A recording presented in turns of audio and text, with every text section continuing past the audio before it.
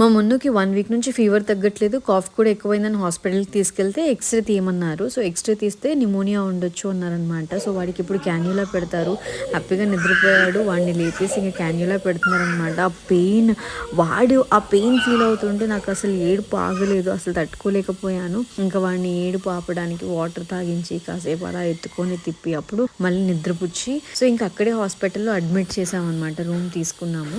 మా వాడికి ఇమీడియట్ గా నెబులైజేషన్ స్టార్ట్ చేశారు. సో ఫస్ట్ మాస్క్ పెట్టుకోవడానికి ఇష్టపడలేదు, ఇంకా బలవంతంగా పెట్టేశాము. సో ఇప్పుడు యాంటీబయాటిక్స్ ఎక్కిస్తున్నారనమాట. అసలు పెట్టుకోవట్లేదు, ఒక ప్లేస్ లో ఉండట్లేదు మా వాడు. ఈ యాంటీబయాటిక్స్ ఆ ఇంజెక్షన్ ఏంటంటే 1 hour టైం పడుతుంది మొత్తం అయిపోవడానికి. సో ఫైనల్లీ వాడికి ఫీడ్ చేశాను, కొంచెం తిన్నాడని హ్యాపీ అనమాట. వాడితో హ్యాపీగా అలా టైం స్పెండ్ చేస్తున్నాం హాస్పిటల్లో. మున్నుకి జున్ను అంటే చాలా ఇష్టము. సో జున్ను కూడా వచ్చాడు ఈవినింగ్ స్కూల్ అయిపోగానే. సో వాడితో కాసేపు టైం స్పెండ్ చేసాం అనమాట. ఎక్కడ కూడా మా వాడికి హాస్పిటల్లో ఉన్నామే ఆ ఫీల్ రాకూడదు అని వాడిని ఎంగేజ్ చేస్తూనే